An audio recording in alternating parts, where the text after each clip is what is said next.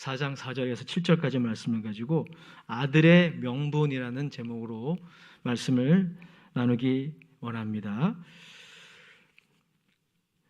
오늘 같이 나눌 내용은 지난주에 같이 나눴던 내용과 연결되어 있습니다. 지난주에 하나님의 독생자가 이 땅에 인간으로 오셨다. 그것을 통해서 교회의 본질에 대해서 잠시 살펴보았습니다. 오늘은 하나님의 아들이 오심으로써 하나님이 독생자를 이 땅에 보내심으로써 이루신 정말 위대한 일, 그 한 가지를 같이 나누기 원합니다. 그것이 뭐냐면은 저와 여러분들을 하나님이 아들과 딸로 삼아주셨다는 거예요. 이것을 위해서 하나님의 아들이 이 땅에 오신 것입니다. 요즘 사실 사회적으로 전에는 이러한 말들을 많이 쓰지 않았는데 요즘 이게 사회에서 많이 쓰는 그런 용어가 있습니다.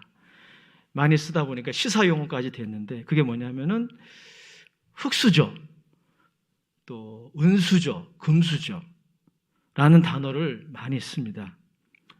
그만큼 사람들이 이 공정에 대한 가치에 대하여 목말라 있다라고 하는 것을 반증해 주는 것이죠. 사람들이 그만큼 평등이라는 가치를 갈망한다라고 하는 것입니다. 여러분들은 흙수저입니까? 아니면 은수저입니까? 금수저입니까? 아니면 플라스틱 수저입니까? 제가 오늘 본문을 통해서 말씀드리고 싶은 것이 있어요. 그게 뭐냐면은 여러분들이 예수를 믿으신다면, 여러분들 그리스도인이라고 한다면 여러분들은 금수저 아닌 금수저를 가지고 있는 거예요. 제가 왜 금수저 아닌이라는 단어를 썼냐면요, 세상 사람들은 이것을 금수저라고 생각하지 않습니다. 그래서 제가 금수저 아닌이라는 단어를 쓴 거예요. 그런데 사실은 이 금수저예요. 아니, 금수저와 비교할 수 없는 놀라운 특권입니다. 특권. 이 특권을 가지고 있는 존재가 예수 믿는 사람이에요. 할렐루야. 그 특권이 뭐냐면 아들의 명분이에요. 아들의 명분이라고 하는 것은 하나님의 아들과 딸로서의 지위, 이게 아들의 명분입니다. 예수 믿는 사람은 그거를 소유하고 있는 아동부 학생이든지 아니면 장년부 성도님이든지 예수님을 믿는 사람 모두에게 하나님이 얻게 하시는 특권, 그게 바로 아들의 지위예요. 세상 사람들은 그게 금수저야, 별로 취급을 안 합니다. 하지만 그들은 하나님을 모르기 때문에 그렇게 말하는 것이죠. 오늘 저는 이 아들의 명분이 얼마나 귀한지를 말씀을 통해서 같이 나누기 원하고, 또 이 아들의 명분을 저와 여러분들이 어떻게 얻게 됐는지를 나누기 원하고, 그리고 우리 그리스도인의 삶이 어떠해야 되는지 같이 좀 생각해보고 말씀을 마치기 원합니다. 먼저 본문은 아들의 명분이 얼마나 귀한지, 얼마나 대단한지 우리에게 증거하고 있습니다.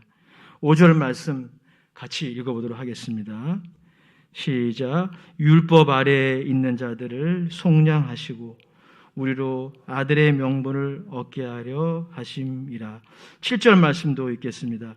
그러나 내가 이후로는 종이 아니요 아들이니 아들이면 하나님으로 말미암아 유업을 받을 자니라. 여러분, 아들의 명분이 왜 이렇게 귀할까요? 아들의 지위가 어떤 지위길래 이렇게 대단한 것입니까? 오늘 본문에 의하면 아들의 명분이라고 하는 것은 상속자의 지위를 말하는 거예요. 그러니까 아들의 명분을 가지고 있다고 하는 것은 상속권을 가지고 있다는 거예요. 상속권이 뭔지 아시죠? 부모의 유산을 상속받을 수 있는 권리입니다. 그런데 예수 믿는 사람들은 그 상속권을 가진 사람들이라는 거예요. 즉 하나님으로부터 상속을 물려받을 그런 존재가 되었다라고 하는 것입니다. 그거를 오늘 본문은 유업이라 이렇게 말씀하고 있습니다. 그러면 여러분, 우리가 하나님으로부터 상속받게 될 유업이 뭘까요? 두 가지로 정의할 수 있습니다.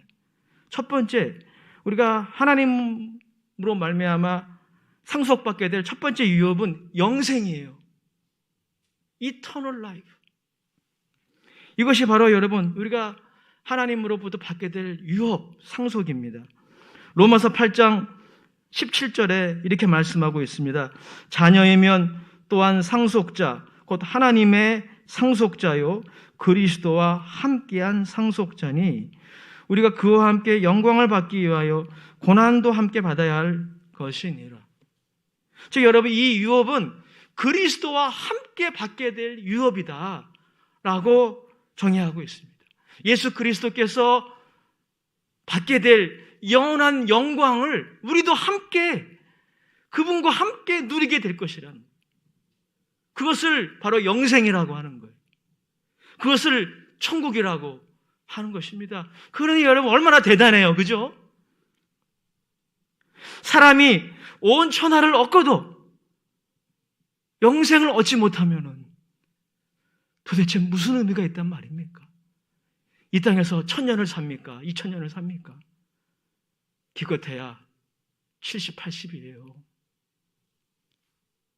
이 땅에서 여러분, 모든 것들을 소유하고 있다 할지라도, 그런 사람도 사실 없지만은 설령 그런 사람이 있다 할지라도 영생을 얻지 못한다면, 영생을 소유하지 못한다면 아무런 의미가 없습니다.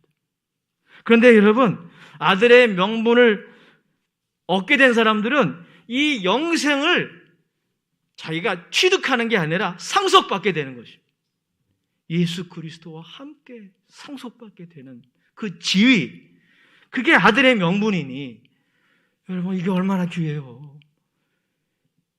이거 당장 돈 안 된다고 이거 무시하면 안 돼요. 귀하게 여겨야 됩니다. 이것 때문에 우리가 낙심하지 말아야 돼요. 고난 가운데서도. 또한 여러분, 이 아들의 명분의 이 귀중함은요, 이 영생에만 있는 것이 아니고 우리가 받게 될 유업은 장차 우리가 죽음을 통과해서 받게 될 그런 영생만이 아니라 이 땅에서도 받는 유업이 있어요. 그게 뭘까요? 그것은 바로 하나님이 우리의 아버지 역할을 해주시는 축복. 이게 우리가 이 땅에서 아들과 딸들이 누릴 수 있는 축복이에요. 특권입니다. 하나님이 우리 아저씨가 아니라 저 하늘 꼭대기에 있는 아주 근엄한 그리고 전능한 그런 신이 아니라 나의 아버지의 역할을 해주시는 이 축복이 바로 우리가 예수님과 함께 받게 될 유업입니다. 그래서 여러분, 아들의 명분을 가진 사람들은 이 땅에 살아가면서 자신의 제한된 능력과 지혜에 의존하는 것이 아니라 하나님의 무한한 부요함에 참여해서, 이 참여하는 게 기도죠, 기도. 기도가 뭐예요? 하나님께 달라고 그러는 거잖아요. 내 능력과 내 지혜를 의지하는 삶을 그동안 살아왔어요.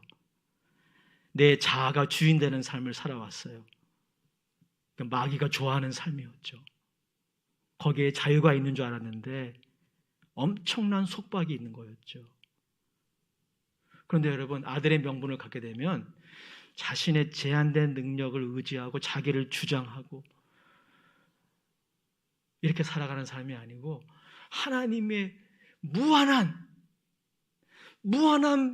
부요함에 참여할 수 있게 돼요. 왜? 하나님 우리 아버지니까.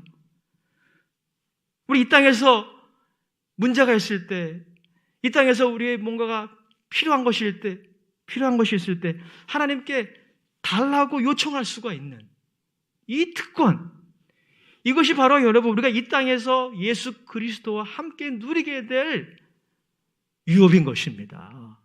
이게 얼마나 대단해요. 제가 어저께 설교를 준비하면서 미국의 대부호들이 있잖아요. 미국의 부자 1위는 세계 1위잖아요. 거의. 미국의 부자들의 순위를 제가 봤어요. 순위가 막 요즘 바뀌었더라고요. 1위가 앨런 머스크, 테슬라 전기차 만드는 사람이죠. CEO. 그 사람이 1위고 2위가 아마존의 창업자. 이름은 기억이 안 나는데 그 사람이. 3위가 빌 게이츠. 근데 여러분 한번 생각해 보세요. 정말 최고의 부자가 누굽니까? 답해 보세요. 하나님 아닙니까? 몇 분만 아멘 하시네요. 여러분 하나님을 믿으십니까? 하나님이 천지를 창조하신 거 믿으세요? 하나님이 천지를 창조하셨다라고 하는 것은 이 천지에 있는 모든 자원의 실소유주가 하나님이에요. 그걸 인정하는 거예요. 근데 여러분 아들의 명분은 어떤 것입니까? 그 하나님이 우리 아버지 역할을 해주시는 그 특권이에요.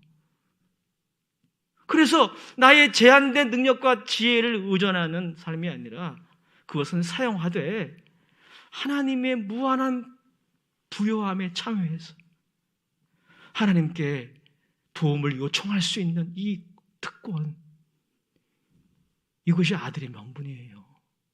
이게 얼마나 귀합니까?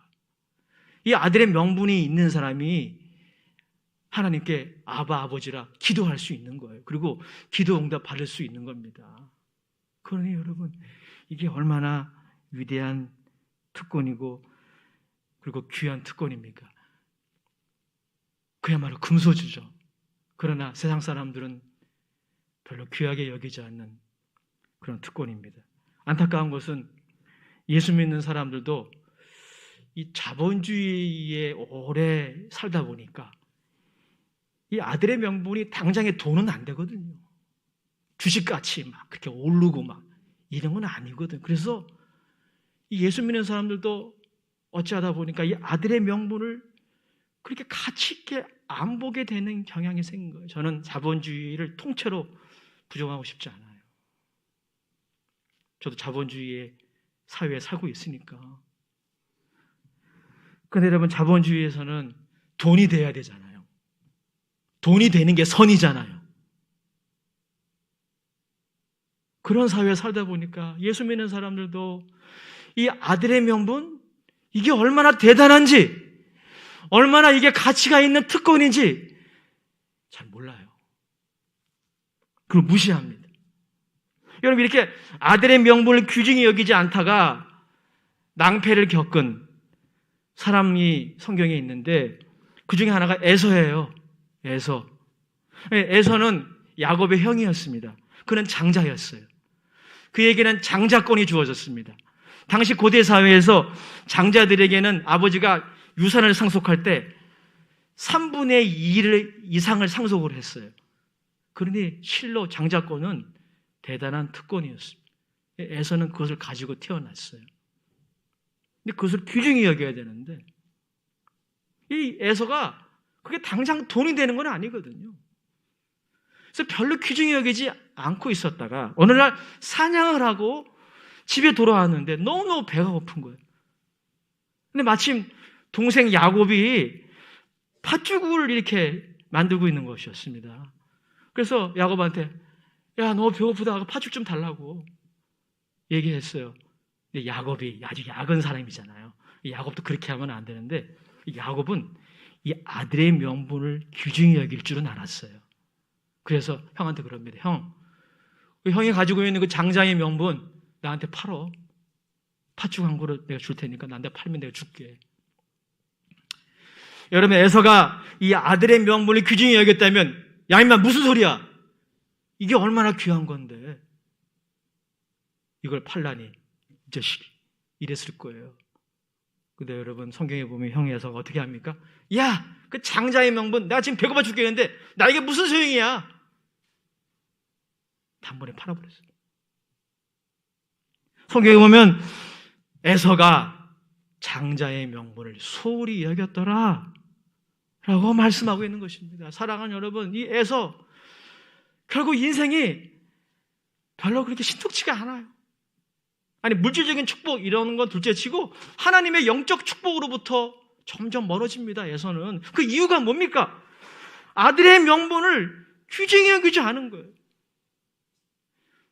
오늘날 많은 그리스도인이 자본주의 시대에 살다 보니까 당장 내 통장에 입금되는 1억보다 아들의 명분을 귀중히 여겨야 되는데 그렇지가 않은 겁니다. 자본의 논리에 휘둘려가지고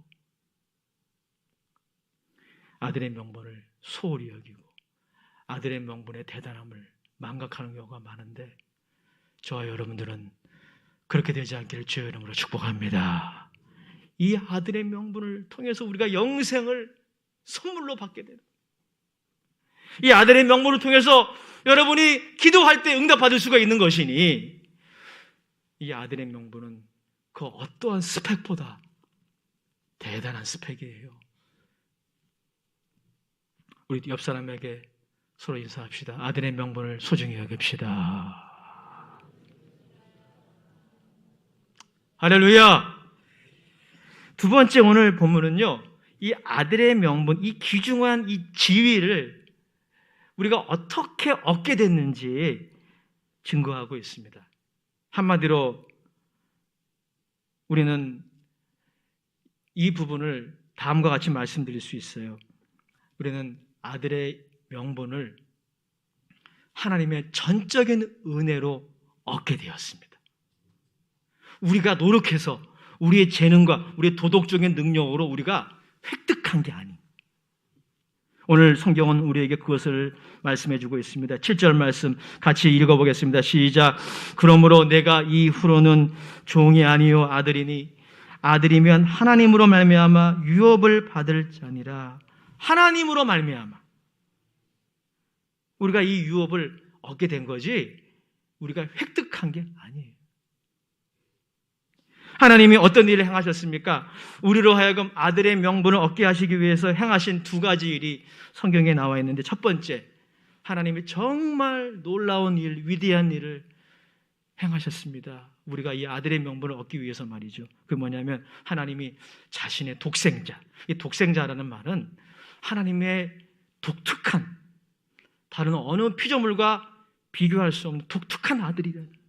하나님의 외아들, 하나님의 참 아들, 이런 표현으로도 쓸 수 있어요. 하나님이 그 독생자 예수님을 우리를 위해서 보내주셨습니다. 4절 5절 말씀 같이 읽어보겠습니다. 시작. 때가 참에 하나님이 그 아들을 보내사 여자에게서 나게 하시고 율법 아래에 나게 하신 것은 율법 아래에 있는 자들을 속량하시고 우리로 아들의 명분을 얻게 하려 하심이니라. 하나님이 세상을 이처럼 사랑하사 독생자를 주셨으니 이는 저를 믿는 자마다 아무도 멸망치 않고 영생을 얻게 하려 하심이라. 요한복음 3장 16절의 말씀과 맥을 같이 하는 그런 말씀입니다. 하나님이 우리들을 자신의 아들과 딸로 삼기 위해서 자신의 독생자를 이 땅에 보내셨습니다. 예수님은 이 땅에 인간으로 태어나셨어요. 그래서 여자에게서 나셨습니다. 그리고 율법 아래에 나게 하셨어요. 이 말은 무슨 말입니까? 여러분, 하나님이 정말 우리를 하나님의 아들과 딸로 입양하기 위해서 값비싼 대가를 지불하셨다는 거예요. 하나님의 자기 아들을 인간의 모습으로 이 땅에 보내셨다라고 하는 것입니다. 예수님은 하나님의 아들이시지만 인간의 몸에서 태어나셨어요. 그리고 율법 아래에 생활을 하셨습니다. 그분은 율법의 요구를 완전히 만족시키셨어요. 인간으로서 말이죠.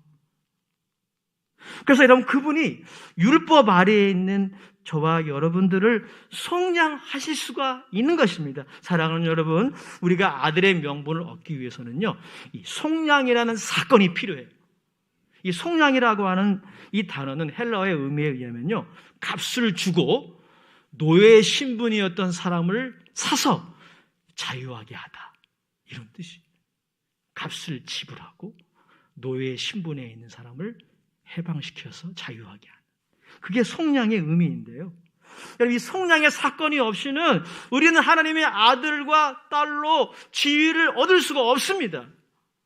우리는 하나님의 진노의 자녀로 살아갈 수밖에 없는 거예요. 그런 의미에서 여러분, 저와 여러분들은 다 율법 아래에 있는 자들이었습니다. 율법 아래에 있는 자들이라는 것은 무슨 말입니까? 율법을 악용하여 우리를 속박하는 마귀의 종이었다는 거예요. 여러분, 마귀가 하는 일이 있어요. 마귀도 율법을 사용합니다. 율법 자체는 선한 거예요. 그래서 율법을 우리가 폐기하면 안 돼요. 은혜를 빙자해서 율법은 필요 없어 이제. 그러면 안 됩니다. 율법은 선한 것입니다. 그런데 마귀가 이 율법을 악용해요. 하나님은 율법을 사용하여서 우리의 죄인됨을 깨닫게 하시고 우리를 예수님의 십자가 앞으로 인도해 주시고 우리를 살리십니다. 하지만 마귀는 똑같이 율법을 사용하는데 율법을 사용해서 우리의 죄를 드러나게 하고 절망하게 해서 그 죄를 계속 짓게 합니다. 이게 마귀의 전략이에요. 또한 여러분, 하나님은 율법을 사용해서 우리를 양심으로부터 자유하게 하십니다. 하지만 여러분, 마귀는 똑같은 율법을 사용해서 우리를 코너로 몰고 가서 율법을 지키지 않음으로 받게 될 형벌에 대한 두려움으로 우리를 속박해요. 그리고 하나님으로부터 점점 멀어지게 하고 성도와 교회로부터 점점 멀어지게 하고 단절시키는 거예요. 그래서 여러분, 종노릇하게 하다가 마귀와 함께 영원한 운명에 처하게 하는 거, 이게 마귀가 원하는 거예요. 그 마귀의 종노릇하는 그 신분에서 해방되기 위해서는 누군가가 값을 지불해 줘야 되는데 이 값을 지불할 존재가 하늘에도 없고 땅에도 없어요. 오직 하나님의 독생자 예수님만이 하실 수 있는 것입니다. 예수님께서 하나님의 아들이시지만 여자에게서 탄생하시고 율법 아래에서 사시고, 그리고 여러분 아시는 바와 같이 우리 예수님이 결정적인 일을 행하셨죠. 하나님이 행하신 것입니다. 바로 율법의 저주를 십자가에서 한 몸에 다 받으셨어요. 율법의 저주가 뭐죠? 하나님의 명령, 율법의 한 명령이라도 어기면 어기는 자에게 부과되는 형벌이에요. 그게 율법의 저주예요. 그런데 예수님이 그 율법의 저주를 십자가에 죽으심으로 다 받으셨어요. 갈라디아서 3장 13절, 저는 성경의 모든 구절들을 다 좋아하지만 특별히 이 구절을 너무 좋아합니다. 이 구절은 여러분, 우리 아동부에서부터 장년부 이르기까지 다 암송했으면 좋겠어요. 복음의 핵심 중에 핵심입니다. 우리 같이 읽어보겠습니다. 시작. 그리스도께서 우리를 위하여 저주를 받은 바 되사 율법의 저주에서 우리를 속량하셨으니 기록된 바 나무에 달린 자마다 저주 아래 있는 자라 하였습니다. 예수님께서 나무에 달리심으로 우리를 대신하여 대표하여 저주를 받으셔서 우리를 속량하시고 값을 다 지불하셨어요. 100% 지불하셨어요.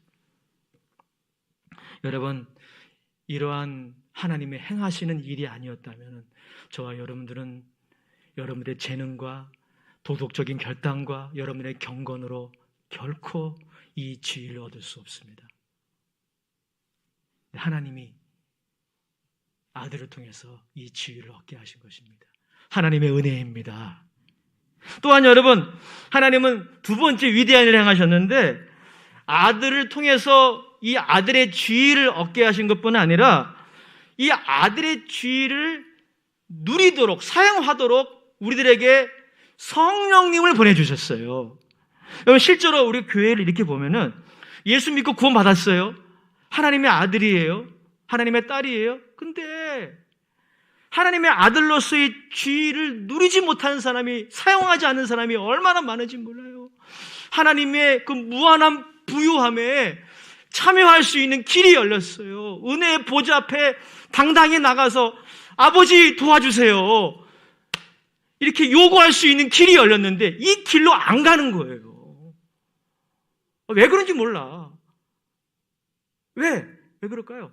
우리가 그동안 오랜 기간 동안 자기를 주장하고 자기를 의지하며 살아왔기 때문에 이 루틴이 관성의 법칙처럼 우리를 계속 끌어당기는 거예요. 과거로. 그래서 여러분, 우리가 아들의 명분을 받았지만은 이거를 누려야 되는데 여전히 세상 사람들과 똑같이 세상의 지혜와 세상의 여러 가지 그런 조건들, 사람을 하나님보다 더 의지하는 그리스도인들이 굉장히 많죠. 그런데 여러분, 이 아들의 지혜를 주셨는데 이 아들의 지혜를 내가 확신하고 내가 정말 하나님의 아들이구나, 이것을 확신하고 누리게 하시는 분이 계시는데 그분이 바로 성령님이십니다. 6절 말씀 읽어보겠습니다. 시작. 너희가 아들이므로 하나님이 그 아들의 영을 우리 마음 가운데 보내사 아바 아버지라 부르게 하셨느니라. 로마서 8장 15절 16절에도 이렇게 말씀하고 있어요. 너희는 다시 무수하는 종의 영을 받지 아니하고 양자의 영을 받았으므로 우리가 아바 아버지라 부르짖느니라. 성령이 친히 우리의 영과 더불어 우리가 하나님의 자녀인 것을 증언하시나니. 할렐루야. 하나님의 성령을 보내주셔서 그 성령이 하신 일이 뭐냐면 우리가 하나님의 이 아들의 명분을 가졌다는 것을 확신시켜 주시고 이것을 체험하게 하시고 누리게 하신다는 거예요. 우리가 얼마나 감사해요. 사랑하는 여러분, 이 두 가지 하나님이 행하신 위대한 일들을 종합해 볼 때 우리가 이 아들의 명분을 어떻게 얻게 된 겁니까? 우리가 경건했기 때문에, 우리가 잘 믿었기 때문에, 우리의 도덕적인 능력, 우리의 재능으로, 우리의 노력으로 획득한 게 아니에요. 하나님이 우리에게 선물로 주신 것입니다. 세상적인 용어로 표현하면 운빨이에요. 정말 운이 좋은 겁니다. 여러분들이 예수 믿으신다면 여러분 정말 운이 좋으신 거예요. 여러분이 만약에 200년 전에 태어났더라면 예수 믿었을까요? 예수의 예자도 몰랐을 거예요. 근데 이 시대에 태어나서 예수를 알게 됐어요. 그리고 또 예수를 믿게 됐어요. 물론 내가 믿어야 됩니다. 우리 아빠가, 내 아내가 믿는다고 구원받지 않아요. 내가 믿어야 되지만 사실 따지고 보면은 믿음도 하나님이 주시는 것입니다. 그런데 예수 믿게 됐으니 따라합시다. 나의 나 된 것은, 큰 소리로 합시다. 나의 나 된 것은 하나님의 은혜입니다. 나는 아무것도 없는 것 같으나 모든 것을 가진 자입니다. 할렐루야. 금수저, 은수저, 흙수저 타락할 필요가 없는 거예요. 제가 설교를 준비하면서 하버드 대학의 마이크 샌델 교수가 쓴 공정하다는 착각이라는 책을 읽었습니다. 어떤 TV 프로그램에서 그 책을 소개하더라고요. 그 내용이 너무 마음에 들어서 그 책을 이북으로 구입해서 읽게 됐는데, 이 마이크 샌델에 의하면요, 오늘날 우리는 자본주의 시대에 살고 있을 뿐 아니라 능력주의 시대에 살고 있다는 거예요. 능력주의는 뭐냐면 내가 이룬 성공은 내 재능과 내 노력으로 이루어진 것이기 때문에 내가 합당하게 누릴 권리가 있다. 그리고 이 능력주의에 의하면 공정이란 모두가 다 똑같은 스타트 지점에서 출발해야 되는 거예요. 굉장히 일리가 있는 이야기처럼 들려요. 물론 능력주의가 전적으로 틀리지는 않아요. 어떤 사람이 자신의 재능과 노력으로 최대한 힘을 사용해서 노력을 해서 어떤 성과를 얻게 되었을 때 거기에 보상을 받는 것, 그건 정당하다고 볼 수 있어요. 그런데 마이크 샌델에 의하면 이 능력주의가 놓치고 있는 허점이 있다는 거예요. 오늘 우리는 사상적으로 우파, 좌파 나눠져 있잖아요. 마이크 샌델에 의하면 우파나 좌파나 능력주의에 다 오염되어 있다는 거예요. 여러분, 능력주의 허점이 뭡니까? 우리가 어떤 성공을 했을 때, 그게 어떤 성공이든 간에 그 사람의 재능과 노력이 역할을 했던 건 사실이에요. 하지만 운이 좋았던 거예요.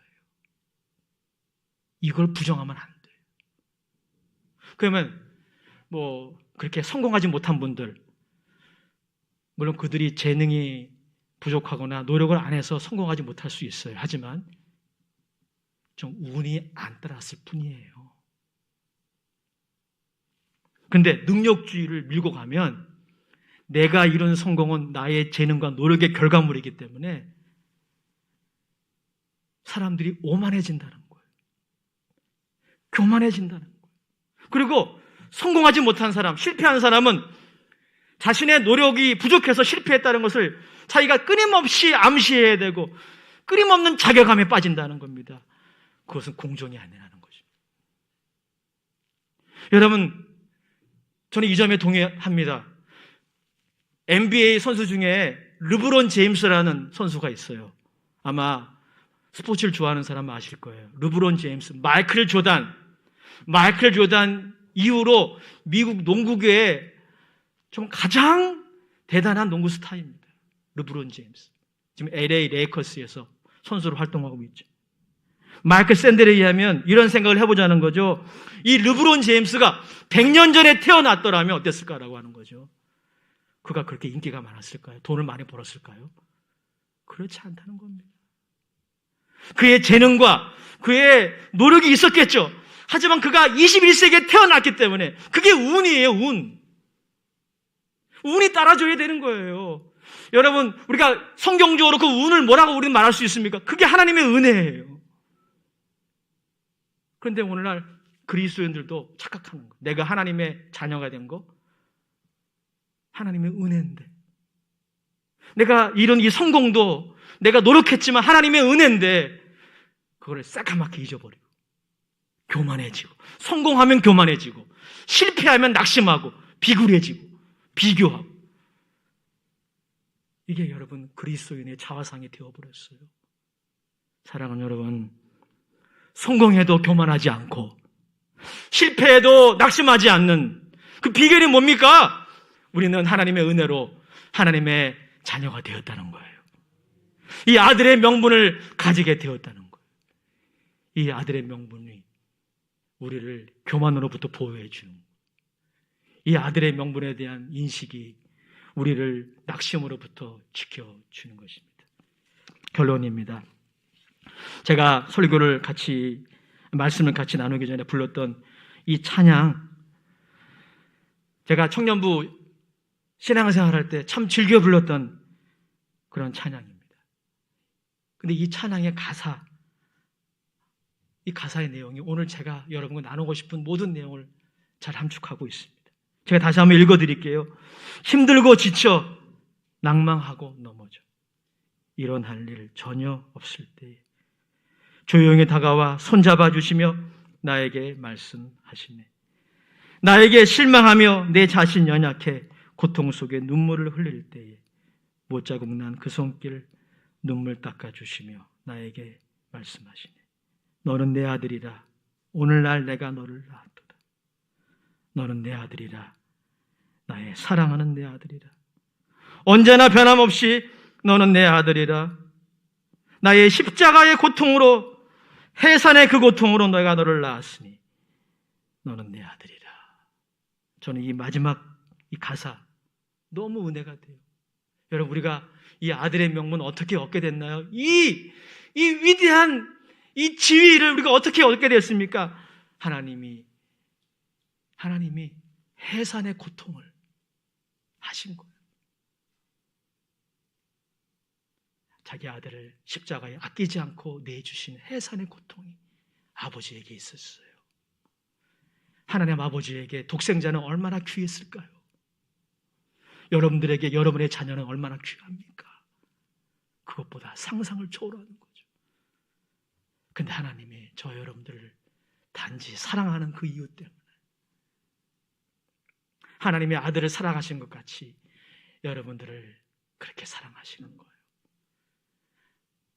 하나님이 그 해산의 고통을 하시고 그 값비싼 대가를 지불하심으로 저와 여러분들을 받아주셨으네. 할렐루야. 여러분, 성공했다고 교만하지 마세요. 내가 원하는 목표 이뤘다고 우쭐대지 마시고 오만에 빠지지 마세요. 동시에 조금 실패하고 일이 잘 안 되고 때로는 막 습관적인 죄를 또 짓고 넘어졌습니까? 낙심하고 절망하지 마세요.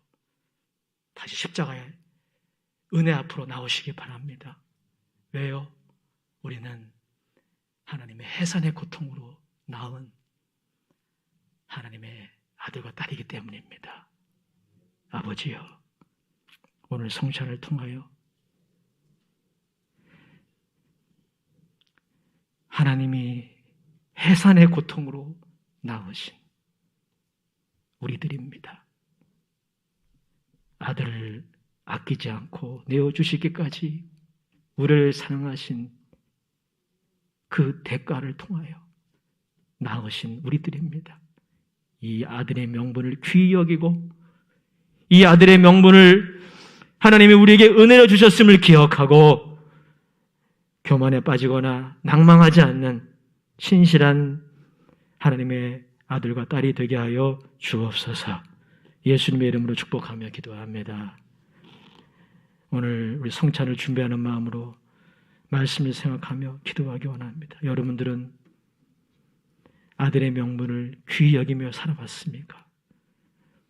자본주의 사회에서, 능력주의의 사회에서 우리도 모르게 아들의 명분을 소홀히 여기고 그리고 내 노력으로 내 실력으로 되었다. 교만에 빠지지 않았습니까? 혹은 나는 흙수저라고 낭망하며 이 사회를 비난하지 않았나요?